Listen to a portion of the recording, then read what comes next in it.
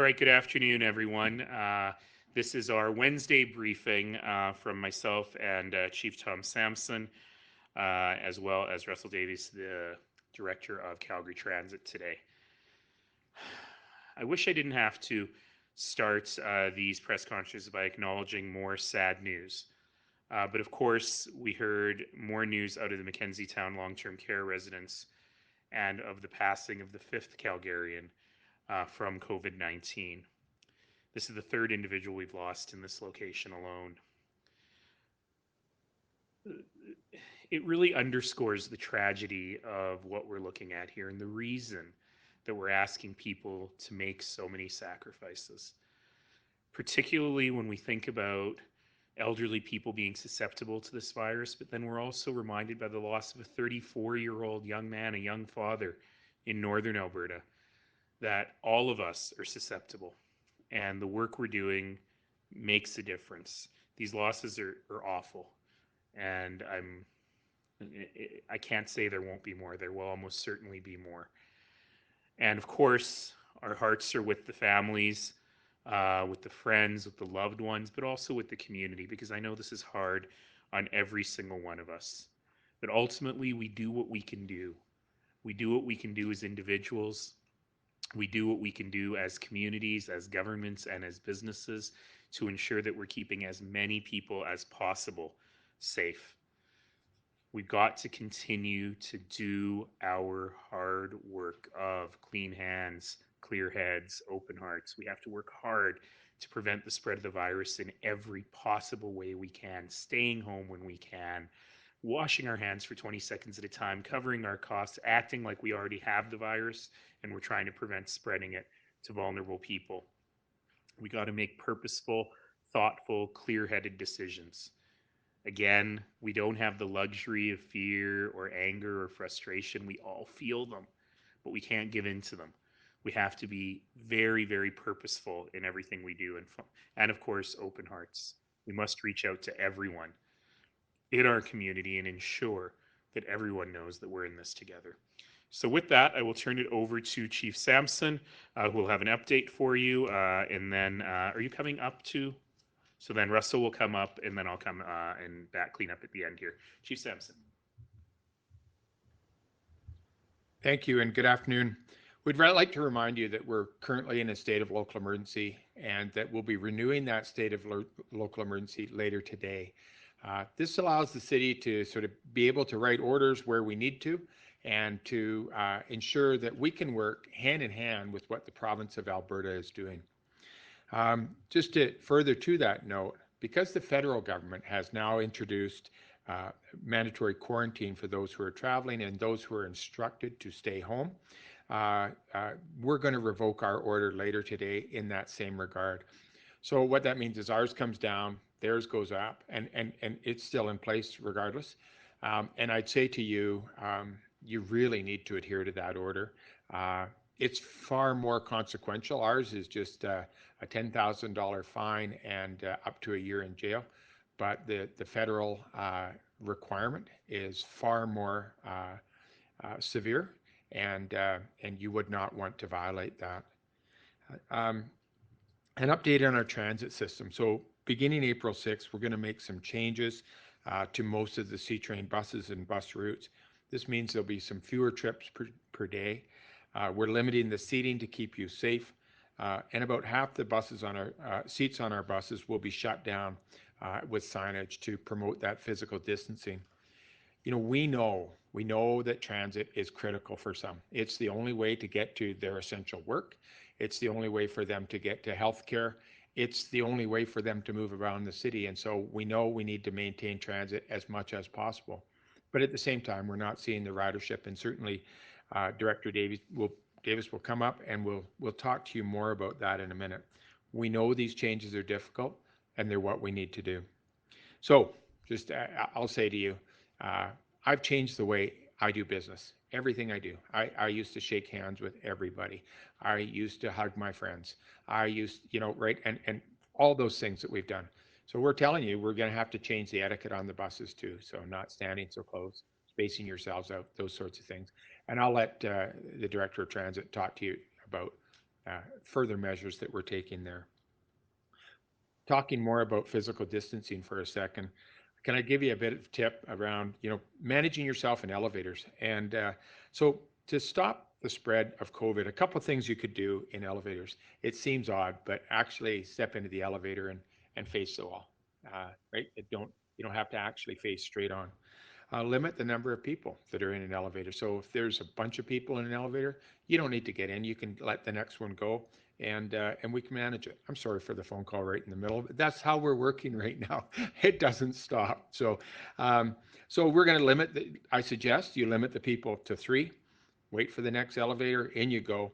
Try to avoid, hitting the button with your hand and then rubbing your face. Right, little things. I personally, I use my phone for, I just hit the screen like that, and I'm cleaning my phone on a regular basis. And so it eliminates that touch. You might say, hey, Tom, if you put that to the elevator and then put it to your head, have you not defeated yourself?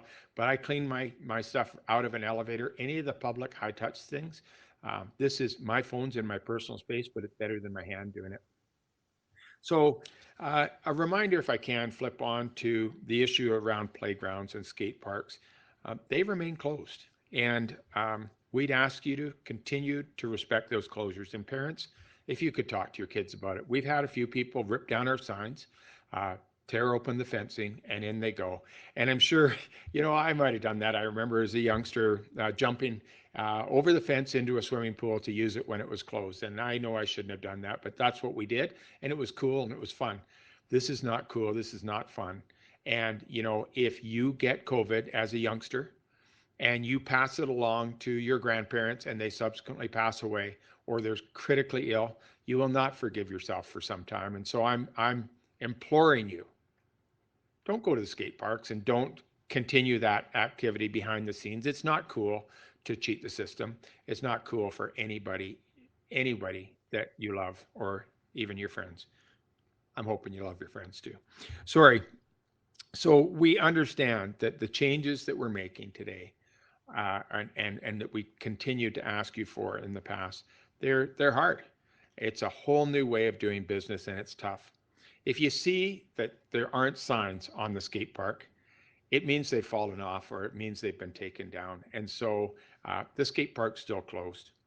So we did have some questions last week, and I'll just address it this week. There was some questions around how is our solid waste services doing? And I'm pleased to tell you that our blue bin recycling is just as it's always been, not higher, not lower. The green recycling is around 21% lower, but we know that when the weather improves and you move from, being constrained inside your house to working in your own yard, we know those numbers will go up and we're ready for that. Your black carts are about down 9%. So thanks to all of you who are taking the extra time to ensure that you put your garbage in the right sort of places. And please know that as a city, we'll be responsive to any changes we see happening in the community. That's it for now. I'll pass along to my friend Russell Davis, and he'll talk to you about transit.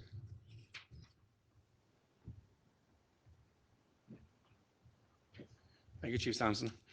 So there were 3 issues that we really wanted to bring to the attention of the public today, really, I guess. The first one is, has already been mentioned, is about the change in service levels that Calgary Transit will be implementing as of next Monday.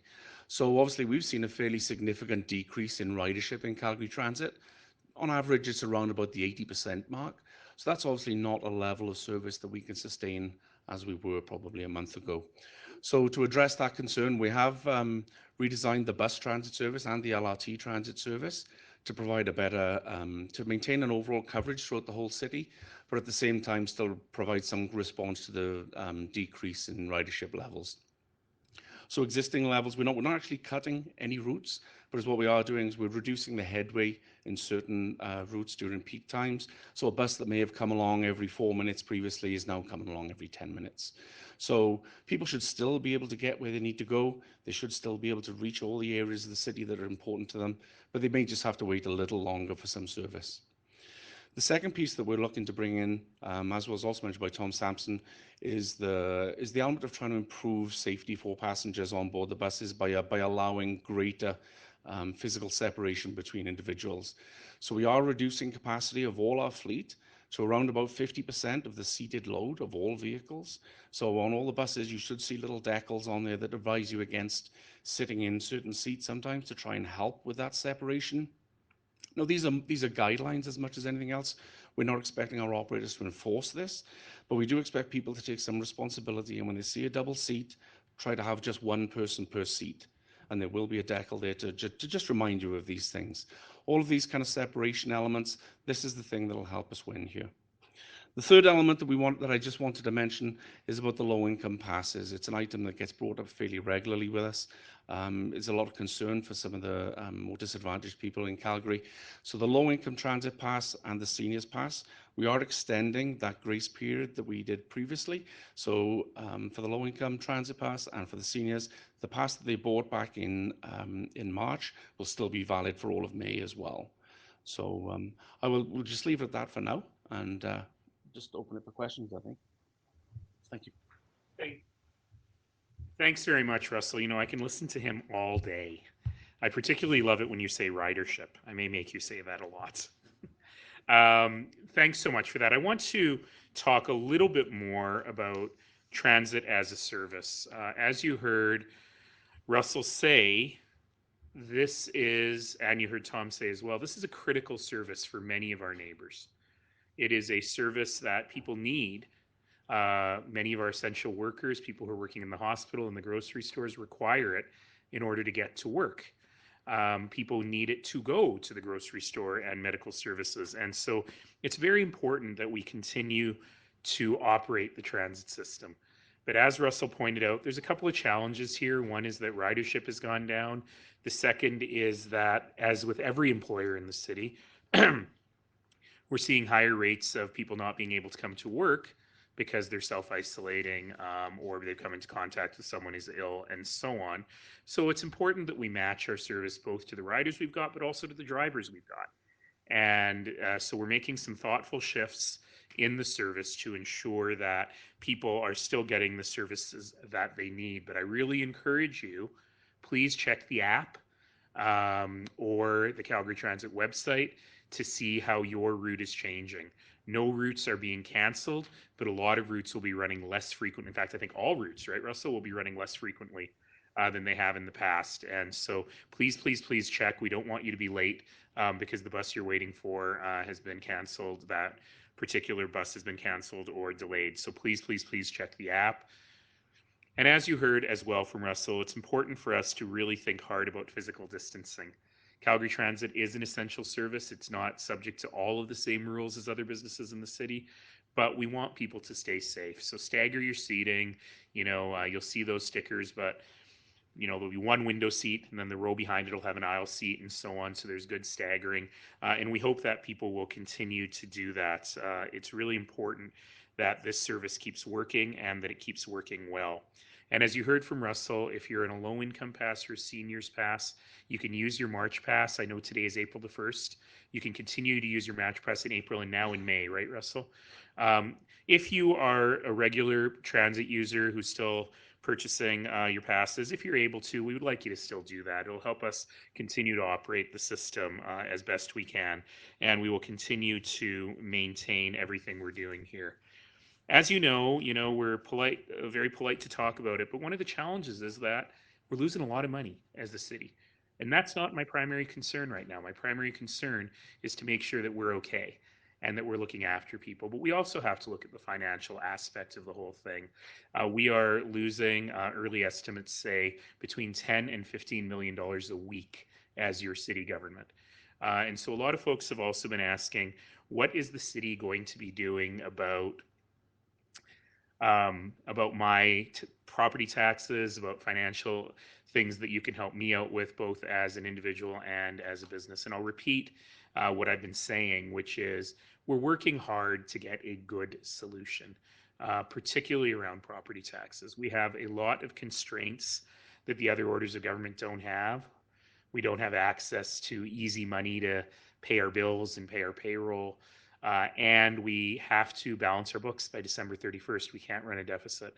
And so we continue to explore, and I know our finance team are working incredibly hard to figure out what we can do to help citizens at this time of need. And we are committed to making sure that your property tax bill, the things that the city is working on, shouldn't cause you undue stress.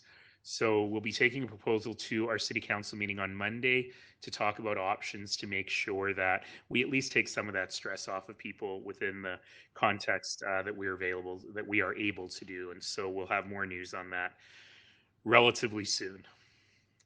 I started by talking about Mackenzie Town, and I want to wrap up this part by also talking about Mackenzie Town. You know, I have gotten very emotional many, many times over the course of what we've been dealing with here. But on the weekend, I saw citizens, family members, neighbors, people from the community, loved ones, strangers come together outside of the Mackenzie Town seniors residence and show their support, and then everyone sang "Lean on Me." And that was probably the point this week where I lost it.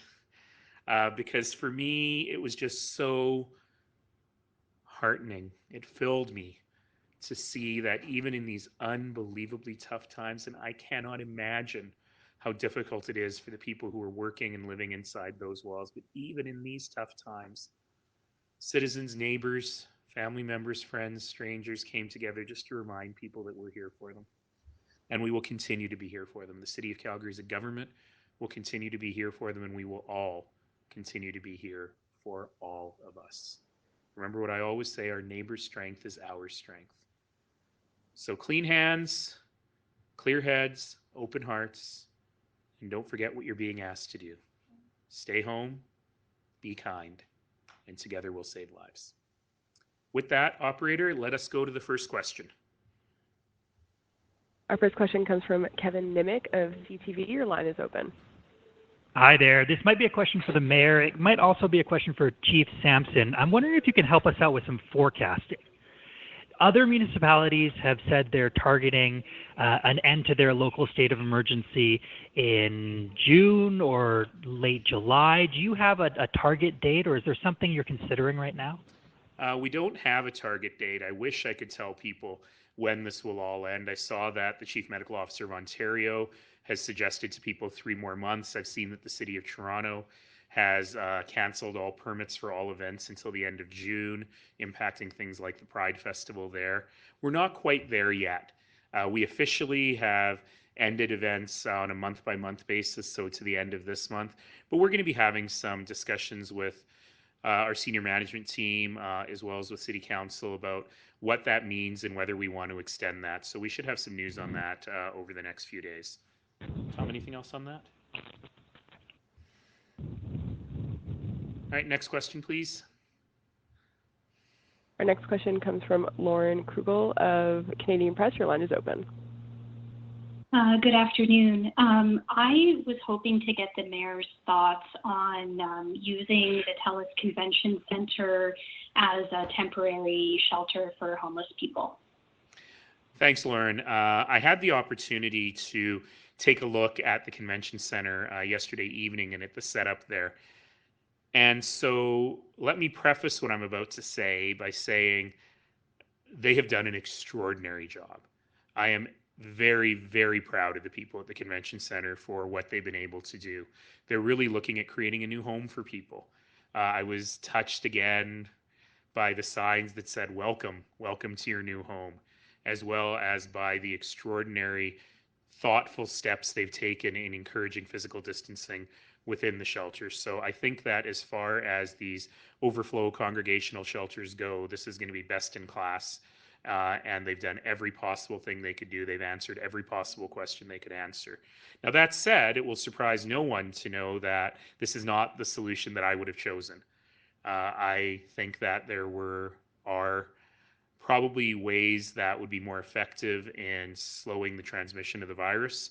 I think that there are other models, and that we need to keep those models in hand, in our pocket, should this grow further. But that said, ultimately, this is a decision of the provincial government, a decision that the province took in great consultation with the drop-in center, who is the operator of that particular facility, and with the convention center. And I got to say, the convention center has really stepped up to the plate in making this as good as it could be given the model.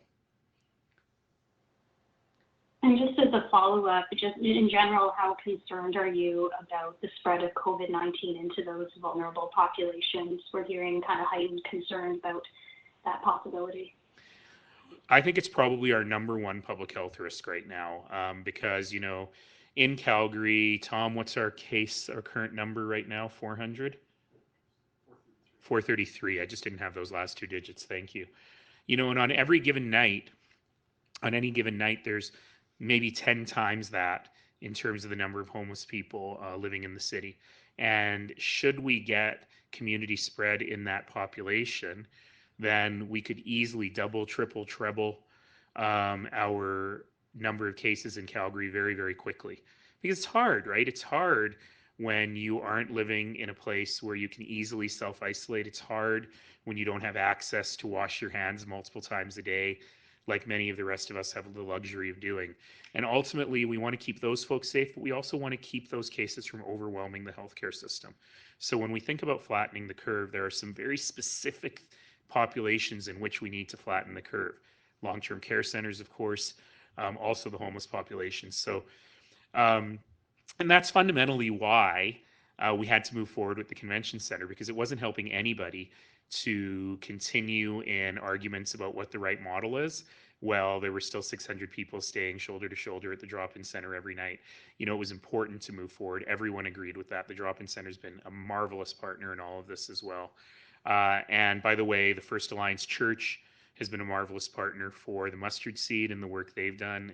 They always do great work, but this is terrific as well. And we just had to move forward. We had to move forward. And so this will, I hope, keep people safer. And it's something that we will continue to monitor very, very closely.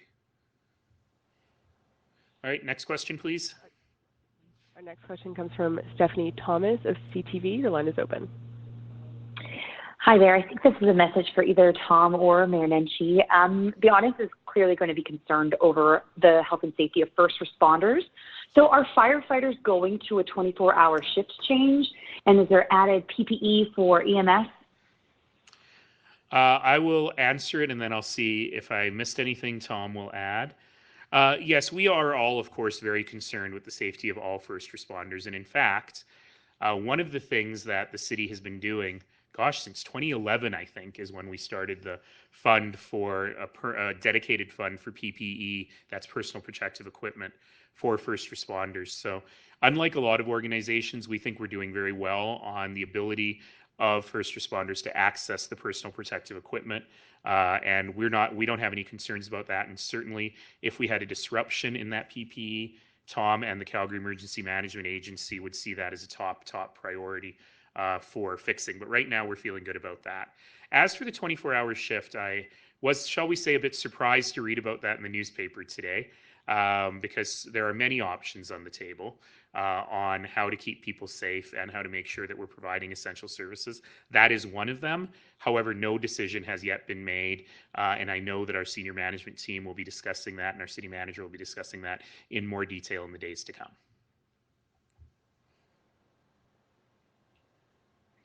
Next question, please. The next question comes from Madeline Smith of the Calgary Herald. Your line is open. Hi there. I'm going to have a couple questions on different topics. Okay. So can you just speak to the lost revenues that the city is seeing right now? So I think you said $10 to $15 million a week. Can you just clarify if that is strictly related to transit or other revenues? And can you just quantify that kind of difficulty that puts the city in? Yeah, sure. These are very rough numbers, and I was sort of hesitating to share even early thoughts on it, but I wanted people to get a sense of the size of the breadbox we're talking about here. That includes lost revenue in recreation. Of course, all the facilities are closed. In transit, in some other user fees, that we're looking at. It does not include things like much lower revenue, for example, for the Calgary Parking Authority, as much fewer people are parking. But it does include some direct impacts to the city. And I shouldn't have said, let me clarify, I shouldn't have said that's lost revenue. I should have said that's total financial impact for the city, because there's also some costs that have gone up. Certainly, we've had to stand up some overtime. We've had to buy some more supplies. But there's a number of costs kind of throughout the organization that are creeping up. And that's just a really rough estimate. I wouldn't put any particular credibility on that estimate right now. But just to give you a sense of the cost of the city's response. And so, ultimately, these are big numbers for the city because we do have to balance our budget at the end of the year.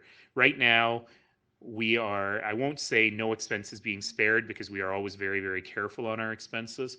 But I will say we're spending what we need to spend in order to combat this emergency. And we will just keeping an eye on how we make ourselves good and our books clean by the end of the year. And then I'm not sure if this is a question for the mayor or potentially Chief Sampson, but is there any sense of business owners being worried about break and enters, or are you aware of any incidents of that type of thing happening? Is the city giving any more support to businesses who might be worried about potential crimes of opportunity while pretty much everything is closed? I'm gonna turn it over to Chief Sampson in a second. I will say that there was a meeting of the Calgary Police Commission last night, and Councillor Gondek and Councillor Farkas, who are representatives on that commission, did provide us with a little bit of information around some of the numbers. Generally, the calls are a bit lower as people are staying home. This is really something for the police service. I shouldn't speak for them. But I will say that they're absolutely keeping an eye on whether there will be crimes of opportunity in commercial break-ins and that kind of business. So with that, I'll turn it over to Chief Sampson.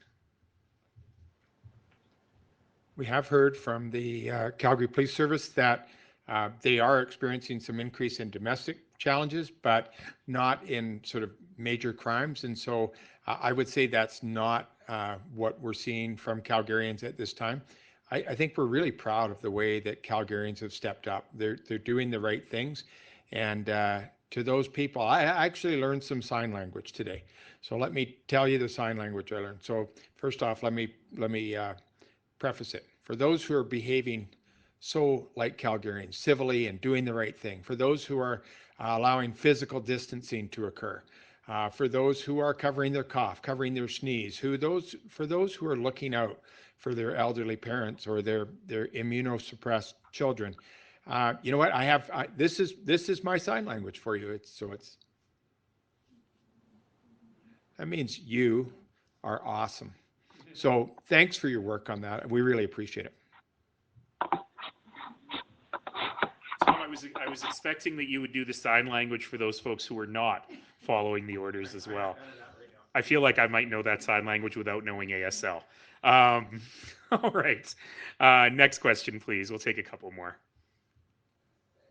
Our next question comes from Darren Krause of Livewire. Your line is open.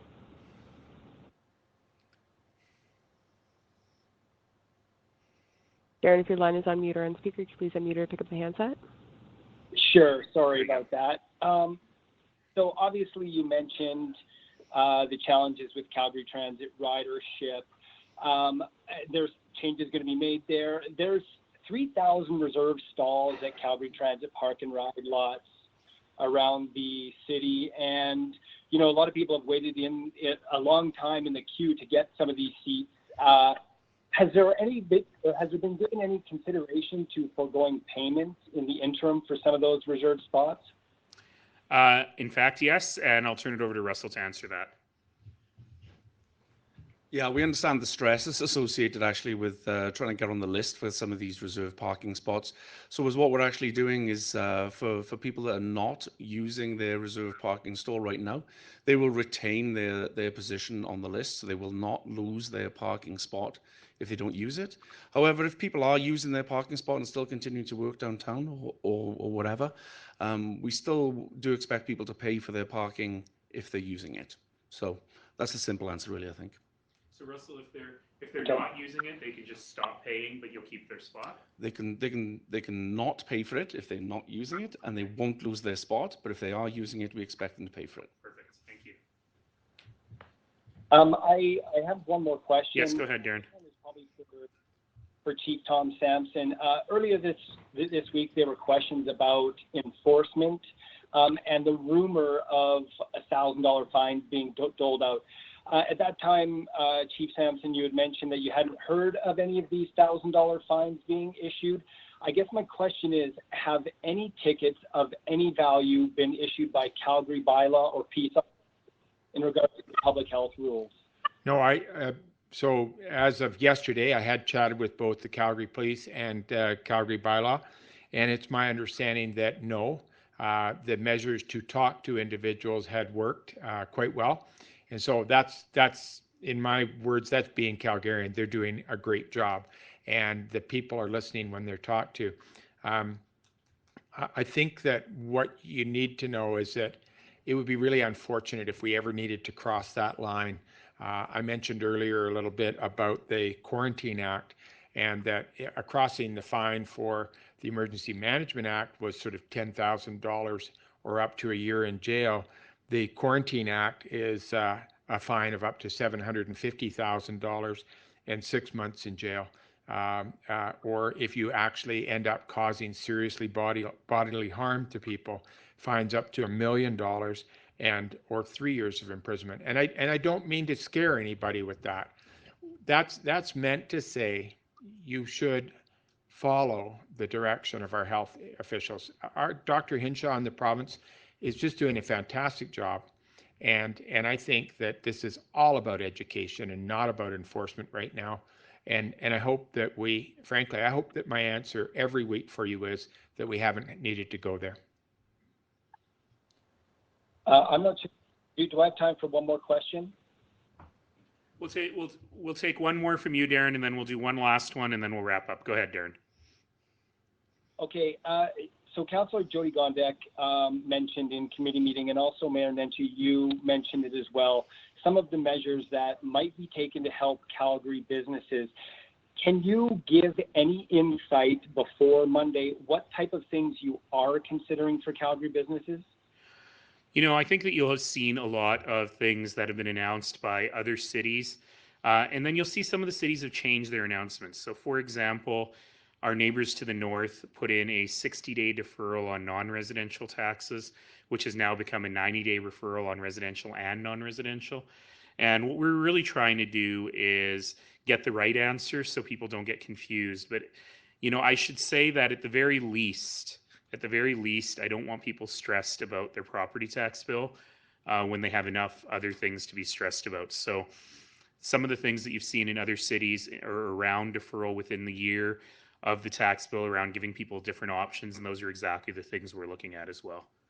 There are also a number of things that we are advocating on behalf of business to the provincial and federal governments around things they can be doing to look after vulnerable people and businesses, to assist nonprofit agencies, to directly assist municipalities, and to help us really think about how we get the economy running when we're back on our feet again. So there's a big package, and those are the things that we're working on now. But what I really want citizens and businesses to understand is that we have their backs. We always have, we always will. And we're really working hard to make this as easy on people understanding the constraints that we face as we can. And every single one of us at the City of Calgary share that goal.